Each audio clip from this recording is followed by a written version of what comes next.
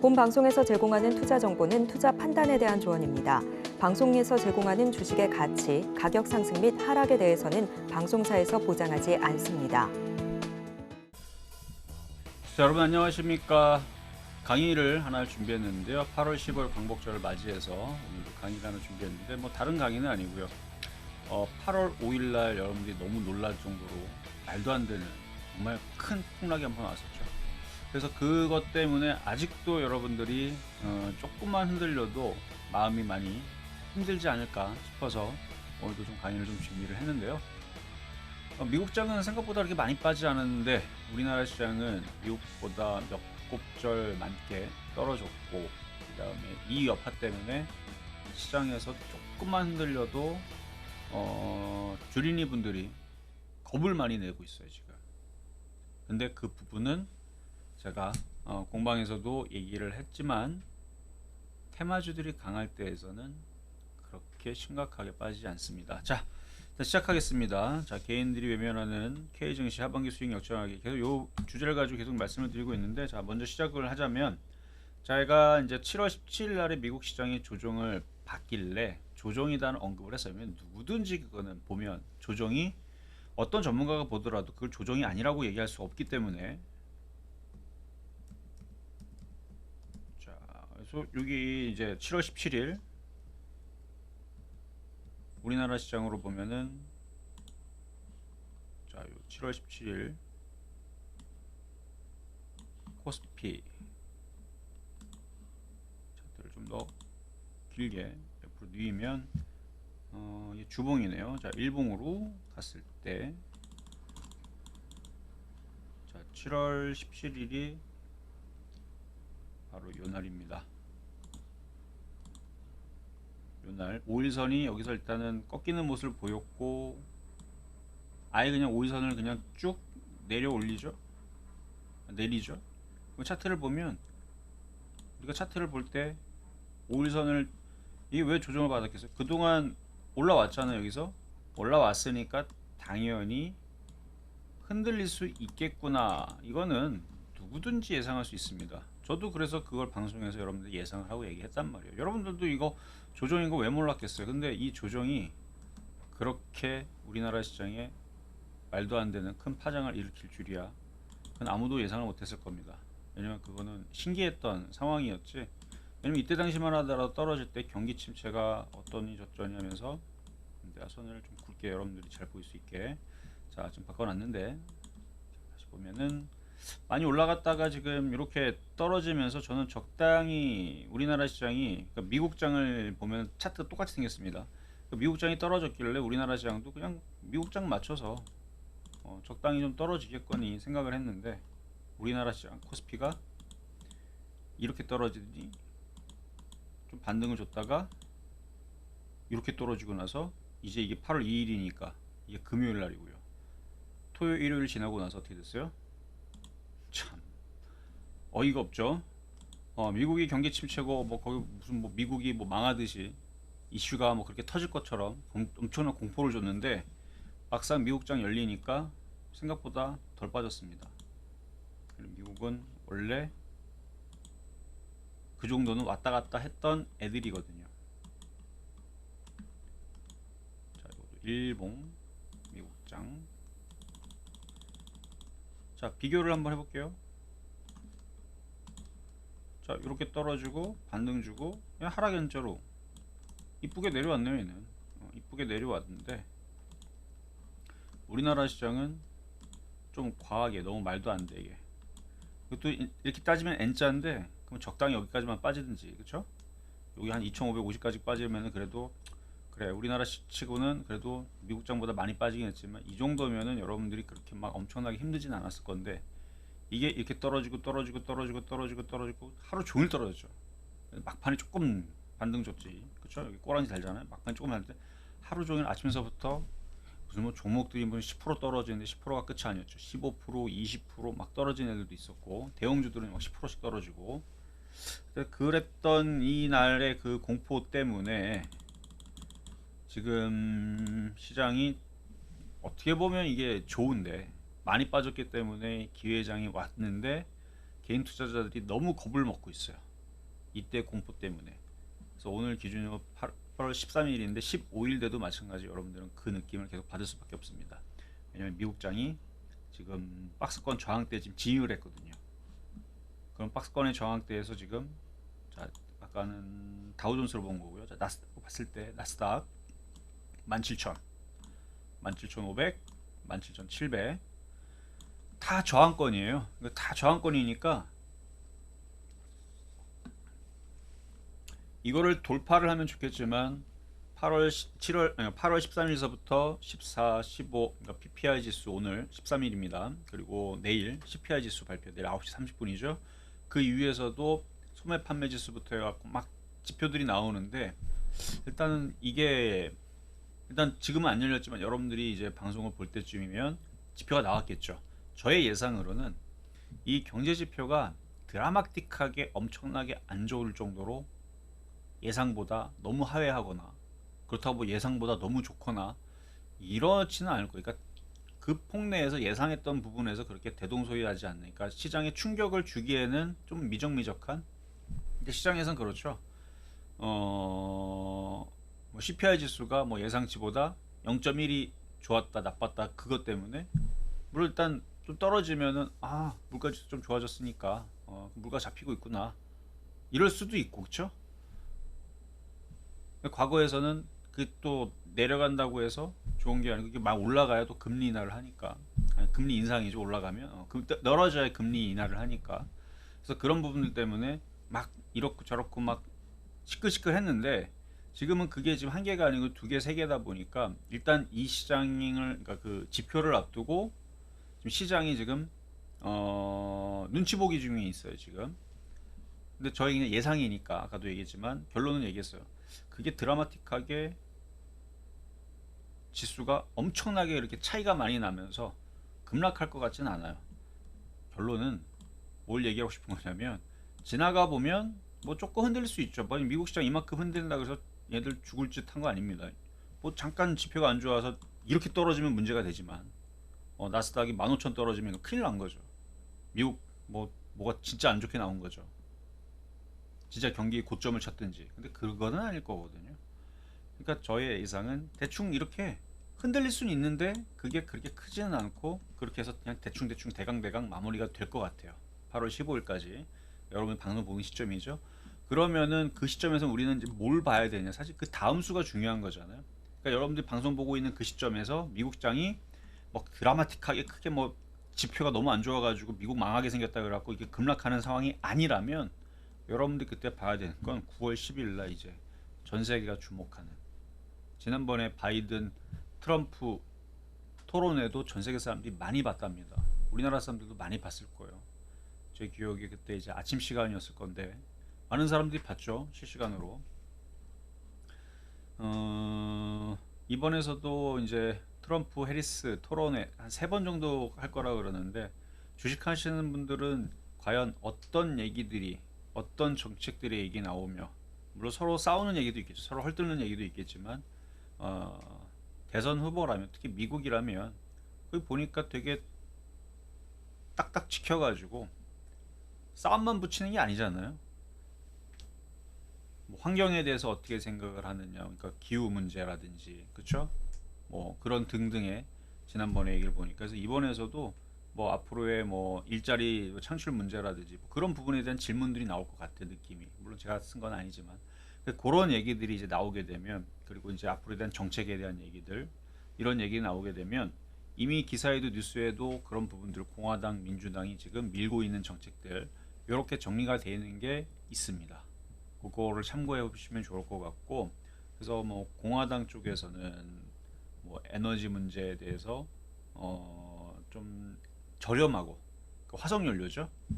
트럼프 쪽에 있는 공화당 쪽에서는 저렴한 에너지, 화석 연료라든지 원전 에너지라든지 이런 쪽들을 좀 선호를 하는 그런 상황이고 민주당은 청정 에너지 뭐 이런 쪽들 그래서 뭐 풍력 이런 얘기들이 오늘도 기사가 나오겠는데 오늘 지수가 좀 약해서 재미는 없었습니다만 어쨌든 시장이 조정받을 건 알고 있었지만 너무 심했다. 근데 너무 거기에 여러분들이 거기에 초점을 맞추지 마시고 8월 15일 날 가지의 지표들이 대충 나왔는데 별로 그렇게 드라마틱하게 막 뭐가 막 안 좋고 막 폭락하고 그런 상황이 없다면 9월 10일에 있을, 왜냐면 그때에서 여태까지 미 대선을 앞두고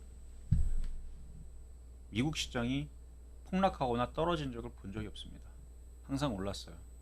그 미 대선 때에서 어느 후보가 미국 사람들한테 당신들 주머니를 가볍게 만들 테니까 다들 각오해라, 아주 세금을 엄청 많이 걷고 여러분들 못 살게 할 겁니다, 이러는 사람은 아무도 없죠. 미국이 어려우면은 그거를 구원하기 위해서 뭐 금리를 올릴 수도 있어요. 근데 그게 아니잖아요. 지금 미국은 물가가 어느 정도 지금 잡히고 있는 상황이고 뭐 좋아졌다 이런 상황이고 경제도 지금 괜찮다 튼튼하다 이런 상황이면 인기 투표를 받으려면요 돈을 풀어야 됩니다. 뭐 복지가 됐든, 그쵸? 돈을 풀어야 돼요. 지원금을 주고 아니면 그냥 돈을 푸는 거죠. 그냥 말 그대로 사람들한테 돈을 나눠주는 방법도 있지만 그것보다는 인프라 투자에 돈을 풀게 될 겁니다. 그래서 일자리가 생기는 거죠. 직접적으로 그냥 집집마다 돈을 뭐 1,000만 원, 1억 이렇게 꼽아주는 것보다는 뭐 항만을 건설을 하든 이게 이제 민주당 쪽에서 나오는 이제 정책들인데, 그래서 건설 인프라, 물론 트럼프 쪽도 있습니다 그런 쪽으로. 그래서 그런 이제 인프라, 항만, 도로, 뭐 건설 뭐 이런 쪽들에 대해서 돈을 넣고 기계가 들어가죠. 건설 기계들이 들어가서 막 뚝딱뚝딱 만들고 그러면 일자리도 창출이 되고, 뭐 마찬가지 뭐 반도체 공장은 안 만들겠습니까? 뭐 IT는 안 중요해요. 그러니까 그런 것들도 지원이 또 나갈 거고. 그러니까 그런 얘기들이 뭐가 나올지 제가 그냥 예상만 해본 거예요. 지금 8월 13일이니까. 근데 이제 여러분들이 보시는 이 그때에서도 아직 9월 10일이 아니기 때문에 이런 얘기가 나올지 저런 얘기가 나올지 가봐야 된다는 얘기죠. 근데 뭐가 됐든 간에 테마의 이슈가 살아나게 될 거다. 그래서 공화당 쪽에서는 원전으로 갑자기 트럼프 입에서 원전을 해야 된다 그렇게 하면서 뭐 CF100 이거를 뭐 전 세계적으로 그게 이제 트렌드니까 원전을 많이 지어서, 그러니까 아리백 있죠. 아리백 이제 청정 에너지. 근데 이제 탄소를 줄이는 부분에서는 이제 CF100 이런 부분을 또 얘기를 할 수도 있는 거고. 그럼 갑자기 아리백 관련주가 뭐지? CF100 관련주가 뭐지? 또 신재생에너지 관련 뭐지? 그럴 수도 있는 거예요. 갑자기 붐이 일을 수 있는 겁니다. 그 대선 테마는 약간 그런 기대감이 있어요. 가만히 있다가 갑자기 뭐 제약주도 마찬가지예요. 뭐 이제 트럼프가 이제 중국 기업들을 생물보안법으로 다 퇴출시켜 버리겠다 뭐 이렇게 얘기를 하게 되면, 그러면 갑자기 그러면 수혜주가 뭐지 그러면은 또 국내 제약사들, 미국에 있는 대형 제약사들, 그러니까 중국에 있는 기업들 이제 퇴출되고 뭐 이렇게 되면서, 그러니까 믿음이 있는 그런 이제 기업들 위주로 이게 이제 미국인들의 유전자 정보라든지 개인 정보들을 다루는 법안이거든요. 그러니까 정보보안법이죠 한마디로. 어 그래서 그런 이제 이슈들이 나와서 갑자기 제약주가 움직일 수도 있는 거고.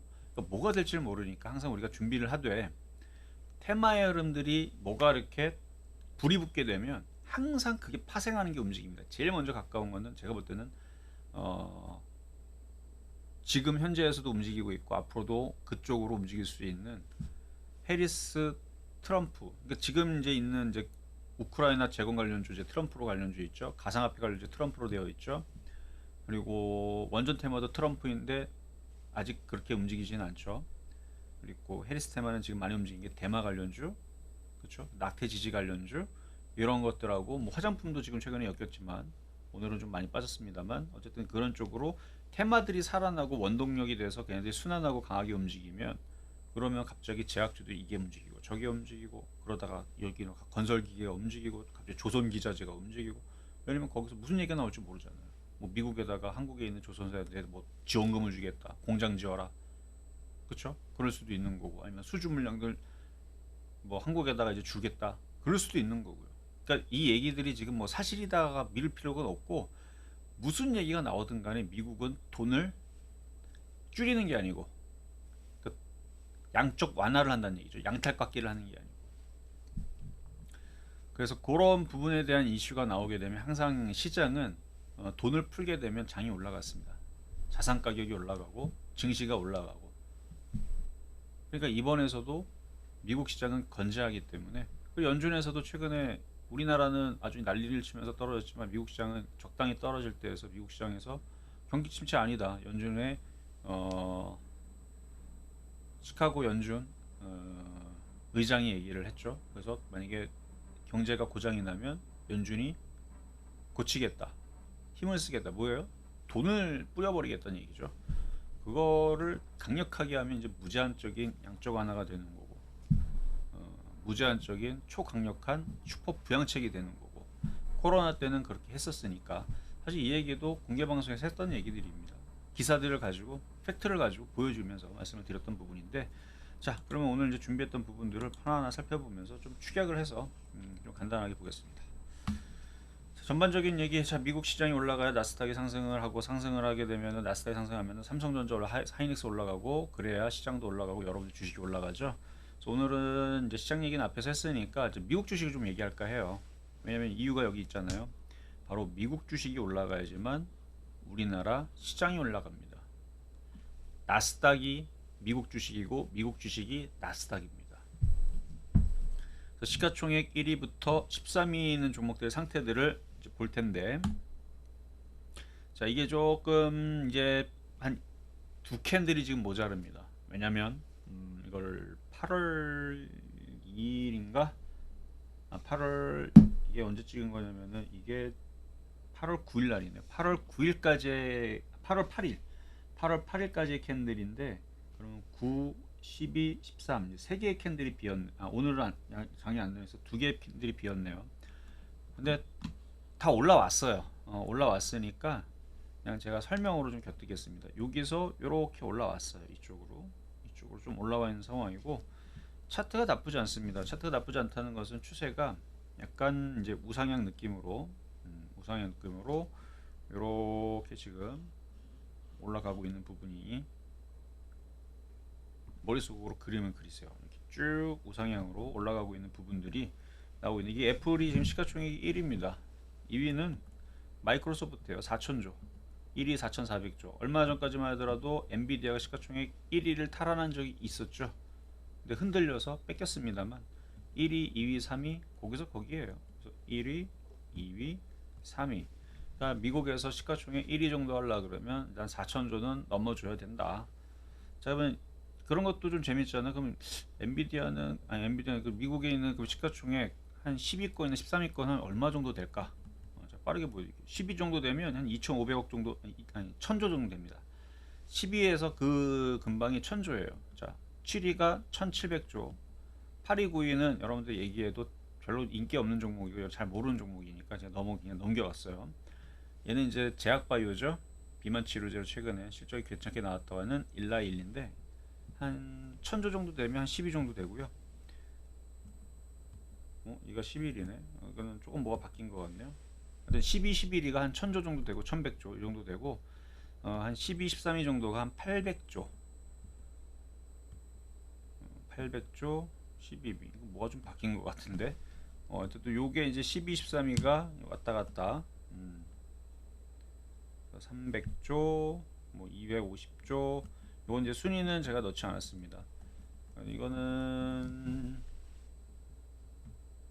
여러분들이 그냥 찾아보시면 돼요. 그래서 한 대략 한 1,000조 정도 되면 한 10조 정도, 10위 안에 좀 드는 기업들이 포진이 되어 있는데, 1위서부터 2위, 3위, 4위, 5위 종목들을 보면, 자, 아까보다 좀 차트가 좀 더 좋아졌죠. 자, 엔비디아 이렇게 일단 5일선을 약간 이렇게 돌파를 한 모습을 보이고 있는데, 우리나라 시장도 이렇게 돌파가 된 애들이 있어요.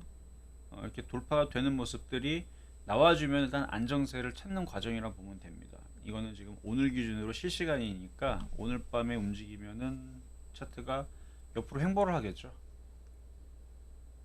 이것만 안 나오면 돼요. 밑으로 쿵 하고 떨어지면서 밑으로 박살나는 흐름만 안 나오면 됩니다. 저는 엔비디아 이렇게 생겼고요. 그다음에 AMD 차트가 저는 괜찮다고 생각을 하는데 아직 움직임이 없어요. AMD. 자, 바닥에서 살살살 돌리는데 아직 바닥이 그렇게 단단해 보이진 않습니다. 저 애플 차트도 보여드릴게요. 시가총액 1인가 2, 1위 지금 1위죠. 애플. 자, 이런 차트를 왜 본다?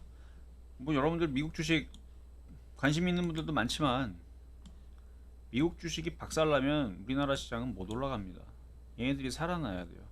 자, 애플 같은 경우도 오르락 내리락 왔다 갔다 하면서 옆으로 박스권 과정을 가져갈 겁니다. 그러니까 지금 미국에 있는 주식들의 기술주들을 보면 물론 예상과 다르게 뭔가 드라마틱한 미국의 강력한 경제 부양책이 포진이 돼서 얘들이 말도 안 되게 급등을 하면서 올라가면 너무 좋죠. 너무 좋죠. 너무 좋은데 그렇게 될 수도 있고 근데 그럴 가능성이 많이 떨어지니까 하는 얘기예요.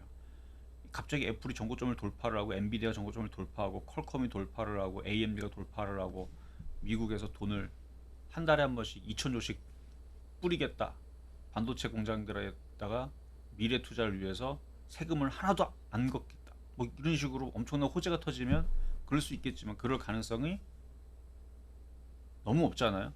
그렇기 때문에 제가 예상하고 있는 부분은 그냥 얘네들은 왔다 갔다 박스권을 옆으로 그러니까 그냥 횡보는 아니고 오르락 내리락 하면서 그런 식으로 움직일 것 같아요. 그런 식으로. 그럼 우리나라 시장도 거기에 맞춰서 박스권으로 움직일 가능성이 높다라는 게 일단 저의 의견입니다. 좀 전에 봤을 때 괜히 드라마틱한 강한 흐름을 보여주면 우리나라도 2,900을 돌파하고 2,800 당연히 돌파하죠. 그렇게 되면 말도 안 되는 미국의 엄청난 강력한 상승을 가져온다 그러면. 근데 지금은 박스권이 맞아요. 그럼 우리나라 시장도 2,700 잘가 2,700 뭐 2,800 이런 자리에서 걸리게 될 겁니다. 어떻게 돼서 걸리면 내려오겠죠. 그리고 지금도 미국 시장이 나스닥이 지금 17,000에 걸리는 자리이기 때문에 여기서 걸리고 내려온다 그래서 오늘 밤에 내려온다 그래서 전혀 이상한 게 아닙니다. 올라간다고 해서 이상한 게 아니에요. 그러니까 이 자리는 조금씩 올라가는 거 얼마든지 있을 수 있어요. 뭐 17,500을 갔다가 내려와도 되고 지금부터 내려와도 되고 18,000을 갔다 내려와도 되고 근데 이게 말도 안 되게 아무 이슈도 없는데 역사적인 신고점을 돌파한다? 그게 이상한 거고요. 그렇게 뭐 미국 경제가 뭐 침체 우려다 뭐 이런 거 말고 갑자기 막 외계인이 와가지고 막 미국을 막 반토막을 막 불바다로 만들어갖고 난리가 났다. 그러면은 미국 시장이 급락하는 게 맞죠. 정말 안 좋은 얘기가 나요. 근데 그런 이유도 없이 급락과 급등은 쉽지 않습니다. 그래서 지금은 확률적으로 지금 자꾸 뭘 얘기하는 확률적으로 미국 시장과 우리나라 시장은 박스권으로 가고 있는데 거기서 대선 테마들이 움직이게 되면 시장은 박스권 내에서 뭐가 제일 좋다? 테마주가 좋다라는 얘기를 지금 반복적으로 여러분들 얘기를 하는 거예요. 테마주를 해야 돼요. 미국 시장이 급등이 없을 거고 급락이 없을 거기 때문에 우리나라도 마찬가지. 그래서 15일 날까지 지수 발표가 대부분 마무리가 되고 크게 뭐 좀 시큰둥하게 시크하게 시장이 그냥 뭐 별거 없이 움직이면 모든 시선은 어디로 간다? 저쪽으로 간다. 그래서 미국에 있는 종목들 무너지지 않는 거 확인하시면서 미국 주식 해도 좋습니다만 꼭 그게 아니더라도 미국 주식들이 안전하게 바닥을 좀 전에 봤었던 그런 차트들을 바닥에서 크게 훼손시키지 않고 거기서 박스권으로 횡보하고 있으면 국내에서는 트럼프 관련주, 해리스 관련주 찾기에 나설 겁니다. 그럼 그쪽을 하면 돼요. 그리고 그렇게 되면 그쪽으로 매매하는 게 그쪽 부분, 그러니까 개별주들 통틀어 다 너무 많죠 지금. 그 개별주들을 통틀어서 지금 매매하기가 다 좋아지게 분위기가 바뀌어요. 오늘까지 다 공포였죠. 어떻게 보면 오늘 별로 빠지지도 않았는데 공포 무섭다고 하시는 분들도 있었어요. 별로 빠진 것도 없는데 생각보다 지난주 월요일 날에 그 무서운 걸 겪었는데도 불구하고 그래서 그것 때문에 그렇죠. 그 트라우마 때문에. 그래서 여기는 다 미국 주식 설명이고요. 차트들이 이렇게 생겼는데 다 우상향에 있다가 최근에 조정 받은 거예요. 미국 장이 많이 올랐으니까 조정 받은 거고 TSMC도 브로드컴도 테슬라 많이 빠졌죠. 이런 자리에서 이제 박스권으로 그러니까 저점 매수하고 고점 매도하고 이럴 수 있는 위치가 된 겁니다. AMD도 마찬가지. 지금 저점 매수하고 올라올 때 매도할 수 있는 그런 박스권의 자리가 된 겁니다. 퀄컴도 많이 빠졌죠. 저런 자리에서 다시 반등 주면 매도하고 내려온 다시 사고 매매할 수 있는 자리가 된 겁니다. 다들 다 최근에 빠졌잖아요. 빠진 지 한 달 정도 됐어요. 한 달 정도. 캔들이 한 20개 정도 되면 한 달이에요. 한 달이 30일인데 거기서 토요일, 일요일 8개 빼면 거의 근데 8개 그러니까 22개는 아니고 거의 20일, 22? 그 정도 됩니다. 그래서 20일, 22 이 정도면 그게 한 달입니다. 캔들이 대충 보면 하나, 둘, 셋, 넷 대충 20개 정도 되죠. 그래서 한 달 정도 지금 빠졌기 때문에 조정을 안 받은 게 아니에요. 얘들 한 당 이미 조정을 받은 겁니다. 8월 17일부터. 마이크로 테크놀로지 139조짜리인데 이것도 HBM 여러분 잘 아시죠? HBM 차트가 조정을 충분히 받아서 좀 괜찮아 보이는 것 같아요. 이 정도 자리면 만약 미국 주식 관심이 있다면 싸 보이잖아요. 그리고 미국 주식이 실적이 나쁜데 급락하는 경우는 경제 위기라든지 뭔가 큰 사태가 아니고서는 잘 안 빠집니다. 그래서 이 정도 빠졌으면 이것도 괜찮은 거. 그러니까 요게 괜찮으니까 이걸 사라. 괜찮습니다. 근데 이걸 사라고 하는 얘기는 얘가 안 빠지고 얘가 반등 주고 움직이면 뭐가 간다?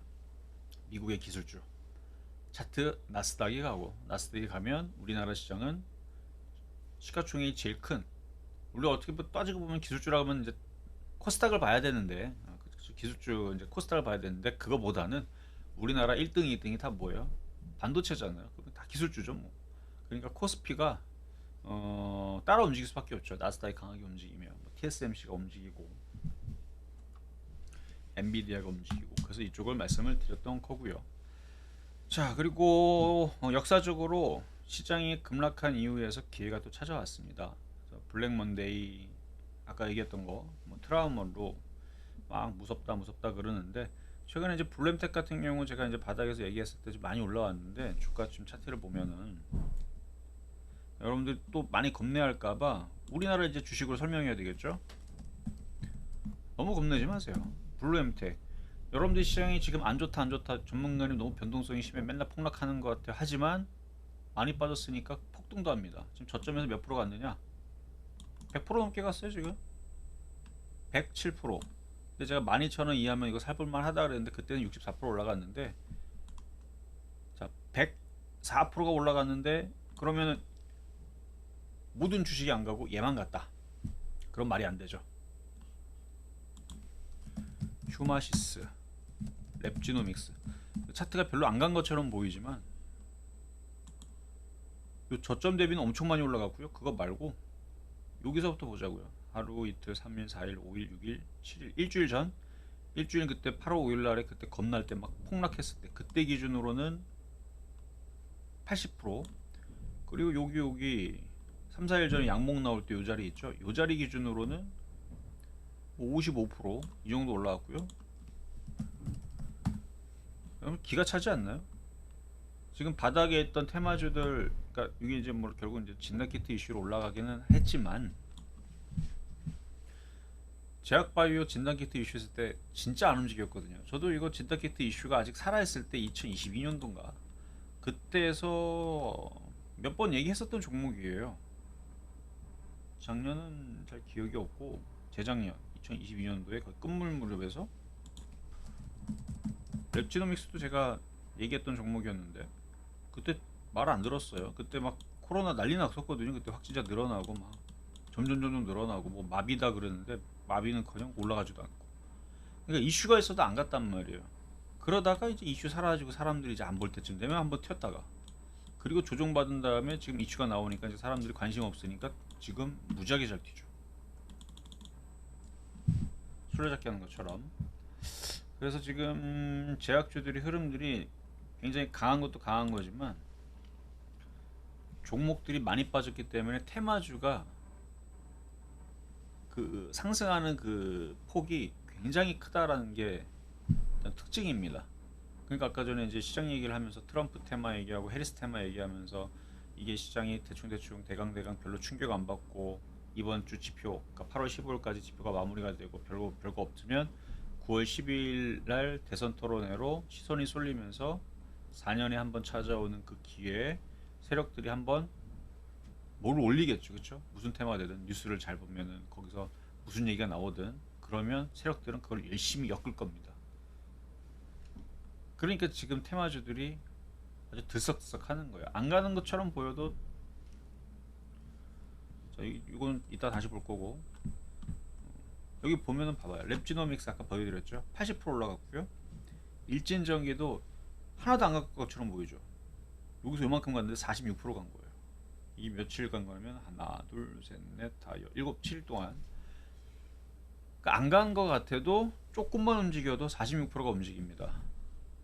그리고 요 휴마시스 아까 봤죠? 68% 올라가고, 그리고 우리바이오는 최근은 아니고 한 달 동안 올라가면서 114% 올라갔고요. 진매트릭스도 많이 올라가는데 이런 거 보여드리는 건 여러분들 배 아프라고 부럽죠 하고 얘기해드리는 게 아닙니다. 지금 올라간 걸 그냥 보는 거예요. 이거 뭐 방송에 추천한 것도 아닙니다. 지금 시장의 특징과 종목들이 한번 움직이면 얘네들이 뭐 적당히 뭐 5% 올라가고 떨어지고 10% 올라 떨어지는 수준이 아니기 때문에 얘기를 하는 거예요. 근데 왜 그런 식으로 흐름들이 나오느냐? 지금 하락장이 아니기 때문에 나오는 겁니다. 폭락장이고 하락장이고 밑으로 쿵 꺼질 거고 없어질 시장이면은 바닥에서 이렇게 100% 200% 들어주는 흐름들이 나오질 않아요. 그리고 얘네들이 지금 여기서 워밍업을 하는 이유는 앞으로 제약주들이 여기서 끝나지 않을 것 같아서 그래요. 4년에 한 번 오는 이 사이클에서 올해나 내년에서 방송에서 얘기했는데 인공지능의 이 엄청난 발달로 인해서 그동안에서는 무슨 하나의 제약을 뭔가를 만들려고 그러면은 뭐 연구하려면 사람이 뭐 몇 년 동안 연구를 하고 머리를 뭐 사람의 머리로 아무리 이거를 생각을 해봐도 못 찾아내거든요. 뭐 유전자 그 뭐 비슷한 거 구조 찾으라 그래도 사람이 누리는 그놈이 다 그놈처럼 보이는데 그래서 그 가지수가 100만 개라고 쳐봐요. 근데 100만 개 중에 똑같은 걸 하나를 찾아야 된대. 그거 어떻게 찾아요? 사람이 100만 개, 만 개 있어도 못 찾겠구만. 근데 인공지능은 뭔가의 로직으로 그걸 다 찾아낸다는 얘기죠. 어쨌든 그런 이제 신기한 능력들을 많이 갖고 있다 보니까 거기다 속도도 굉장히 빨라졌고 그래서 뭔가 그러니까 새로운 백신, 그러니까 우리 mRNA 백신이라고 어려워요. 뭐 제약이라는 게 뭐 과학자 아니고서야 뭐 의학 박사 아니고서야 정말 어려운 분야이긴 한데 근데 과거에 코로나 때 이제 얘기들이 이제 많이 늘 나왔던 부분을 보면은 이전에서는 뭐 그러니까 고대나 중세는 정말 지식이 없었기 때문에 사람이 아프면 거의 뭐 생체 실험급으로 무슨 뭐 약도 아니고 뭐 우리나라 또 옛날에 뭐 된장 바르고 약이 없으니까 그쵸? 뭐 침이라도 있었으면 다행이고 뭐 그랬단 말이에요. 그래도 우리나라는 한의학이 좀 잘 돼 있어서 그래도 과학적입니다. 근데 중세 시대 이런 거 보면 영화에도 나오고 뭐 유튜브도 제가 봤는데 한 번 아프면 거의 뭐 발이 아프다 그러면 다리를 막 늘려요. 막 고문기계로. 그러니까 머리 아프다 그러면 뇌를 이렇게 뚫는 기계를 갖다가 뇌를 이렇게 뚫고 그러니까 너무 무섭더라고요. 그래서 보면서 아 사람이 모르니까 어쨌든 딴 얘기인데 어쨌든 그런 이제 말도 안 되는 그런 정말 야만스러운 그런 문명에서 과학이 우리가 많이 발달했다 그러잖아요. 그럼 그때 중세시대 지금 1000년이라는 세월이 지났으니까 정말 많이 바뀌었다고 생각을 하지만 얼마 전까지만 하더라도 그 사백신, 그러니까 죽어 있는 백신을 갖다가 사람 몸에 넣어가지고 이게 반응을 하나 해서 항체를 얻고 근데 이게 이제 약간 독소가 있거나 위험할 수 있으니까 이 사백신에서 이제는 얘가 상태를 안 좋게 해롱해롱하게 만들어 가지고 힘을 못 쓰게 마찬가지 그렇게 해갖고 일부를 잘라서 넣고 뭐 이런 식으로 이제 그렇게 해서 몸에 이제 항체를 만드는 거죠. 그러니까 자연 면역력을 그래서 여러분 예방 주사도 딱 그런 거였거든요. 그러니까 거의 상태가 안 좋은 거의 죽어 있는 백신들 그러니까 바이러스를 넣는 거예요. 그걸 그래서 우리 예방 백신 맞을 때에서 간호사나 의사 선생님이 뭐라 그래요? 감기 걸렸냐고 물어보죠. 그러니까 몸 상태가 안 좋으면 그걸 넣으면 그게 독약이 됩니다. 그런 원리거든요. 그러니까 몸에 있는 항체 반응을 얻기 위해서 바이러스 상태 안 좋은 것들을 넣어서 하는 그런 이제 원리인데 그러니까 몸의 반응이 그러니까 몸이 건강해야 되겠죠. 근데 mRNA 백신이라든지 그거 전에서도 뭐 표적암 이런 거라든지 정말 이거는 센세이션을 일으킬 수 있는 정말 신기술이거든요. 이전에 있었던 기술에서 이제 정말로 진보가 된 근데 거기에서 mRNA 백신이라든지 그다음에 뭐 여러분 알고 있는 뭐 게놈 지도 이런 걸로 해가지고 인공지능을 해갖고 뭔가 막 어렵습니다. 하여튼 제약은 근데 제가 하고 싶은 얘기는 이거였어요. 그러니까 이전에서 그렇게 좀 구시대적인 그 다음에 이 과학 그러니까 의료계 쪽의 발달이 여러분들이 생각하는 것보다 굉장히 천천히 이루어졌는데 앞으로의 그러니까 2025년도에 제가 하는 얘기가 아니고 이게 이제 의학 쪽이나 과학계 쪽에서 그렇게 예상한답니다. 2025년도 이후서부터 인공지능이 지가 스스로 생각을 하고 연구를 하고 우리가 문제를 내면 얘네들이 그걸 가지고 예를 들어서 그걸 어쨌든 알려는 줘야죠. 에이지가 이런 구조식은 이렇게 되어 있고 뭐 하니까 그거를 주면 얘네들이 그거를 치료제들을 막 개발해 갖고 만들어낸답니다. 너무 신기하죠. 근데 그런 시대가 당장 온다고 얘기하는 게 아니에요. 이정수 전문가가 그런 시대가 당장 온대. 그러면 제가 뻥쟁이가 되는 거예요. 근데 그게 지금 인공지능의 시대로 사람의 머리와 사람의 연구로 하는 게 아니고 얘네들이 스스로 생각을 하고 답을 구하고 하잖아요. 그러니까 인간의 뭐 당뇨병이라든지 심장병이라든지 백혈병이라든지 아니면 뭐 눈이 갑자기 안 좋이거나 아니면 갑자기 뭐 어디가 뭐 신경이 마비가 되거나 지금은 그걸 고치려 그러면은 왜 거기가 고장 났는지, 왜 다리가 안 움직이는지, 왜 눈이 안 떠지는지, 왜 눈이 안 보이는지 이런 것들을 정말 찾아내면 어렵지만 그런 문제들을 인공지능에 맡겨 놓으면 얘네들이 그런 신약이라든지 그런 부분들을 고칠 수 있는 이런 부분들이 상당히 많이 좋아진답니다. 자, 지금 제가 여러분들한테 뭐 이거 알지도 못한 제가 뭐 의사도 아니고 제가 이걸 얘기하려 여러분한테 얘기한 게 아니에요. 제약주의 미래가 발달하는 것을 여러분들한테 말씀을 드리고 싶어서 그리고 이게 사실인지 아닌지는 지금 제가 한 얘기를 믿지 마세요. 유튜브나 과학 채널이나 미래의 인공지능 검색어를 한번 여러분들이 공부를 해보세요. 그럼 제가 했던 얘기 비슷한 것들이 많이 나옵니다.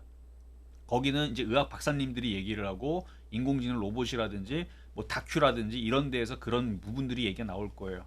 그래서 앞으로의 우리가 몰랐었던 그러니까 과거에 우리 이제 제약바이오주 움직인 거 보면 항암제라든지 아니면은 뭐 무슨 신약이다 그래갖고 막 움직이다가 떨어지고 막 그랬잖아요. 2017년도, 2016년도 그때 제약바이오주들 항암제, 뭐 치매 관련주 엄청 많이 올라갔어요. 신약 관련주. 근데 그때에서 물론 그 이후에서 표적 항암제부터 해서 효과 있었죠. 근데 그거보다 더 대단하고 엄청난 뭔가 약이 나오게 되면 주식시장에서는 그거를 가지고 이슈가 될까요, 안 될까요? 얘네들이 사장되는 상업이 아니기 때문에 그리고 4년마다 한 번씩 강하게 움직이는 사이클을 가지고 있는 제약주라면 저는 올해가 됐든 내년이 됐든 자 올해가 내년이 안 와도 상관없습니다. 4년 다음엔 8년 사이클이죠. 언젠가는 이 미래에 엄청난 제약주의 센세이션을 불러일으키면서 세상을 깜짝 놀랄 뭔가가 나올 것 같아요. 뭔가가 나올 것 같아요. 지금 뭐 비만 치료제도 이거 사실 이것도 지금 이슈가 좀 됐는데 정말 이걸 하나를 먹으면 진짜 살이 빠지나? 저는 아직도 못 믿겠어요. 제가 안 먹어봐서. 근데 많은 사람들이 먹고 효과가 있다면 이거 대단한 거잖아요, 진짜로. 그래서 뭐 한때에서는 이제 비만 치료제를 가지고 뭐 미국에서 많은 헐리우드 스타들이 뭐 뺐다 뭐 대단하다는데 나중에 또 보면은 또 그게 또 요요 현상도 있고 뭐 부작용도 있고 무슨 뭐 생각보다 별로라는 얘기도 있고 그러니까 뭐가 진실인지 모르겠어요. 하지만 그것들이 사실로 밝혀지고 새로운 약들이 나오고 그러면 저는 여러분과 함께 주식만을 위해서 생각하는 거지 제가 뭐 그 약이 뭐 얼마나 대단한지 몰라요. 그런 건 몰라도 상관없다. 하지만 그런 이슈들이 있을 때마다 항상 제약주들은 뭔가 뭉탱이로 움직이면서 강력한 힘을 주면서 대장주이 생기고 항상 움직였는데 최근에 이렇게 움직였던 테마주들이 자 앞으로 다시 올라가서 반도체 장비주 죽지 않았습니다. 뒤에서도 잠깐 얘기를 할게요. 시간이 아직 많이 있으니까 반도체 장비주 근데 얘가 좀 늦어요. 왜냐면 시장이 드라마틱하게 강하게 상승은 당장은 쉽진 않아요. 일단 올해 지나고 내년에서 반도체주들이 내년에서 역사적인 다 신고점을 돌파할 수가 있습니다. 실적들이 내년에서 일단 삼성전자 하이닉스가 그렇게 실적들이 예상이 되어 있습니다. 역대 최고 실적이 내년에 달성이 되어 있기 때문에 여러분들은 마음은 지금 갔으면 좋겠잖아요. 근데 지금 이렇게 박스권 움직일 때에서는 당장 얘네들이 가기가 좀 그렇습니다. 오히려 테마주 그래서 자꾸 테마주 얘기하는 건데 제약주, 진단키트, 비만, 신약, 대마, 그다음에 원전 테마 이거 트럼프 테마로 낄 수도 있어요. 원전, 전선, 전기, 트럼프 테마, 우크라이나 재건, 남북 경협 좀 양쪽으로 그렇죠? 양쪽으로 뭐 누가 되지는 하여튼 남북 경협 좀 움직일 수도 있고 뭐 건설 기계 관련주들이 움직일 수도 있고 인프라 투자로 가상화폐, 조선주, 조선기제재 상당히 강하고 뭐 실적도 좋다 그러죠. 건설 인프라, 로봇. 그래서 이렇게 테마주들이 최근에서도 강했고 어제 오늘 이제 살짝 조정받지만 다시 또 올라가지 않을까. 그래서 역대적으로 시장이 많이 급락한 이유에서 다 기회가 찾아왔던 증거 자료입니다. 제가 만든 자료 아니고요, 그냥 뉴스에 나온 거예요. 역대 100포인트 이상 급락했던 시장들 찾아보면 그때가 다 기회였습니다. 최근에 한번 나왔잖아요. 나온다 그래서 겁먹을 필요 없던 일. 역사가 증명을 해주잖아요. 그러니까 적당히 뭐 조금 빠지면 뭐 더 빠질 수도 있지만 이렇게 많이 빠지면 결국은 다 회복을 했습니다. 나중에 한번 차트를 한번 돌려보세요. 서브프라임 때 9.11 사태 터질 때 우리 여러분 잘 알고 있는 2020년도 3월 19일 저때 코로나로 엄청나게 폭락했을 때 등등. 자, 이건 이제 반도체에 대한 얘기인데, 왜냐면 여러분 반도체에 대해서 궁금해할까봐 최근에 반도체가 빠졌던 부분들이 몇 가지 이유가 있었는데, 그 중에 하나가 블랙웰, 그러니까 엔비디아의 제품이 뭔가 지금 불량이 있다, 뭔가 문제가 있다라는 부분이죠. 그래서 뒤에 여기 나와 있죠. DS증권에서 얘기를 했던 건데, 안 그래도 제가 이 기사 나올 때에서 열심히 자료를 찾아봤습니다. 찾아봤더니 제가 찾아본 거랑 거의 뭐 동일해요. 오히려 이쪽이 더 자세하게 지금 이게 나왔는데,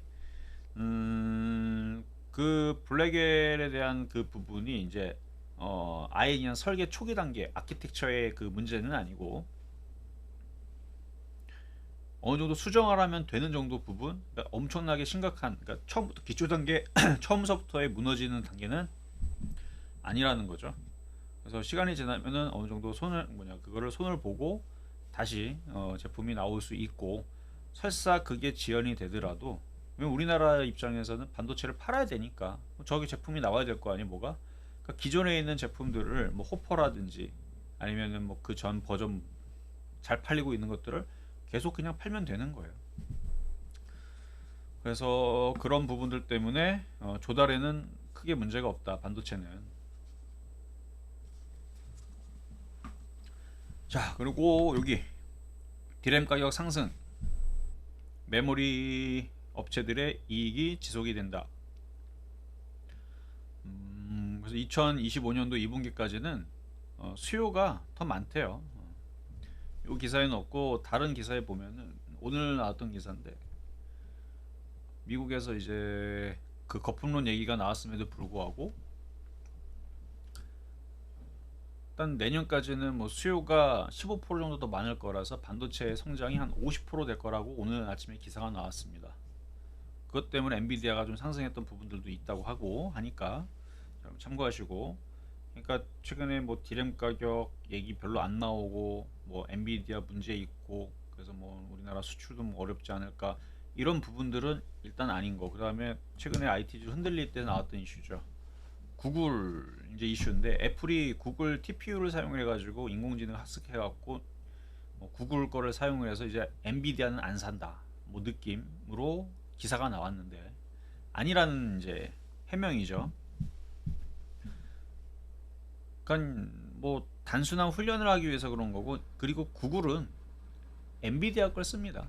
구글은 엔비디아 걸 쓰기 때문에, 그러니까 구글은 엔비디아 걸 쓰고 있는데 그러니까 구글이 개발한 TPU를 가지고 애플이 그걸 갖다가 엔비디아를 뛰어넘는 제품을 만들었다, 그거는 아니라는 얘기예요. 그 얘기가 이 얘기입니다. 그래서 엔비디아의 그 고성능 AI GPU를 대체할 수 있는 정도는 아니고, 그냥 뭐 훈련용으로 그냥 요 정도 조그맣게 그냥 너무 고성능은 아니고 그냥 저성능 정도로 쓸만한, 자기네들 쓸만한 그 정도의 지금 개발이 아닌가 하는 얘기고, 그 다음에 또 최근 시간에 IT가 흔들 때에서 이것 때문에 빠졌다라는 이슈 중에 또 하나가, 과연 인공지능이 돈을 벌 건가? 왜냐면 지금 돈을 넣고 수익이 안 나온다, 이 얘기거든요. 근데 아직 수익이 나오는 단계가 아니죠. 많은 사람들이 로봇을 지금 사는 단계가 아니기 때문에 지금 개발 단계잖아요. 개발 단계 뭐예요? 투자만 들어가죠. 돈만 넣습니다. 돈만 계속 투자하는 거예요. 언제까지? 제품이 나와서 팔릴 때까지. 그 단계이기 때문에 지금은 많은 사람들이 로봇들을 하나씩 갖고 있지도 않고, 여러분들이 뭐 의료 로봇, 뭐 보조기구, 입는 거 안 갖고 있잖아요. 뭐 뛰어다니는데 막 로봇 다리가 막, 여러분들 뭐 100m 달리기 막 5초 만에 뛰고 막 점프 막 3m 하고 이런 거 없잖아요, 아직은. 그런 것처럼 아직까지는 우리 실생활에 그런 보조 로봇이라든지 그런 로봇들이 아직 안 왔기 때문에 얘네들이 아직 돈 벌기는 어렵죠. 오히려 지금 돈 벌고 있는 애들이 어디? 엔비디아. 그러니까 그런 것들을 이제 제품들을 만들기 전에 그런 것들을 구현할 수 있는 시스템, CPU, GPU, 램, 우리나라 삼성전자 하이닉스, 마이크론 테크놀로지 이런 애들이 지금 돈 벌고 있는 겁니다. 그래서 걔네 돈 벌고 그 다음에서는 이제 그런 이제 소프트웨어라든지 그 다음에 하드웨어, 로봇 이런 것들이 나오고 테슬라의 로봇, 그 다음에 로봇 택시 뭐 이런 것들 나오고 현대차에도 로봇 공장 돌리고 삼성전자도 로봇 개발하고 있죠. 그거로 자기네들 공장 돌리고 그렇게 해서 다른 나라도 공장 그쵸 그런 것들 납품하고 그러다가 이제 가족용으로 성능을 어느 정도 괜찮게 만들고 이쁘게 다듬어서 나오면 나중에서는 그쪽으로 뭐 돈이 좀 되지 않을까. 아무튼 저도 이거는 제가 뭐 미래학자는 아니니까 그래서 지금 여기서 얘기하는 게 그런 거예요. 제가 그런 얘기를 좀 편하게 알 수 쉽게 말씀드린 건데 그래서 시장에서는 AI는 향후 10에서 15년간 가장 중시될 기술 경쟁의 무대에 설 기회가 달린 일이기 때문에 현재 수익성을 보지 못하더라도 감안하더라도 AI 투자는 몇 년 한대요? 25년, 26년 지속이 될 거다. 그러니까 돈을 들이붓겠다라는 얘기죠. 그리고 IT 기업들이 바보가 아닙니다. 왜 들이붓겠어요? 거기서 살아남으면 엄청난 부를 이룰 수 있을 거라고 보기 때문에 들이붓는 겁니다. 그러니까 IT 반도체 안 팔리겠습니까? 얘네들은 미래의 그 세상을 보고 25년, 26년 동안 엔비디아 그 칩 사고 그 칩에 달려있는 하이닉스, HBM을 사고 한대잖아요. 이거는 이전에 5월 달에 나왔던 기사인데요. HBM 가격도 상승하고요. D램 가격도 상승을 하고 그리고 최근에 나왔던 반도체 수출도 계속 늘어나고 있는 것도 확인되고 있고 그리고 이거는 이제 최근 8월 8일 날 기사인데요. 엔비디아가 이제 12단에다 집중을 한다 그러죠. 그러니까 점점 성능이 늘어납니다. 그러니까 기술은 계속 개발이 돼요. 그러니까 여러분들이 자꾸 이상한 기사 때문에 불안하시는데 그 불안했던 부분들을 제가 최근에 이제 삼성전자 실적 발표와 엔비디아 실적 발표 거기 나왔던 얘기들을 가지고 증권사에서 레포트를 만들면서 보고서 나왔던 부분들을 여러분들 종합해서 말씀을 드린 건데 IT는 죽지는 않아요. 실적이 단단하고 좋습니다. 올해보다 내년 엄청 좋을 거고요. 지금 당장 안 가더라도 근데 지금 재미없어요. 그건 알고 계셔야 됩니다. 지금 당장 안 가더라도 이쪽은 갈 수밖에 없어요. 세상이 바뀌었기 때문에.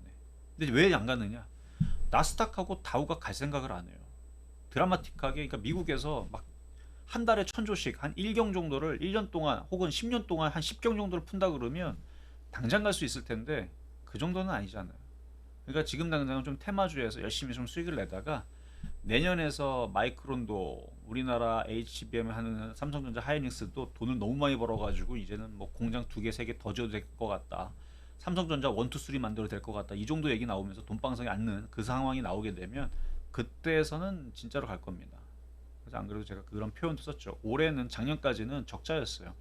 달리기 선수가 아킬레스건이 끊어지고 다리 아프고 그랬는데 올해는 이제 좀 회복을 하고 내년에 좀 걷기 운동하고 내후년에서 뛸 거라고 그런 부분들을 잘 생각을 해서 시장은 테마주를 강할 때선 절대 죽지 않는다. 요 얘기로 여러분들 마무리를 좀 할까 합니다. 그래서 테마주들이 계속 강세를 주게 되면 겁먹지 마시고 일단 바로 앞에 코어 앞에 있는 9월 10일 날의 대선 토론회에서 어떤 테마주를 움직이는지 눈 크게 뜨고 잘 보시길 바라면서 시장은 여전히 견고하다. 미국장은 너무 좋다. 우리나라 시장은 이상하지만 너무 미워하지 마셔라 말씀드리면서 마무리하겠습니다. 감사합니다.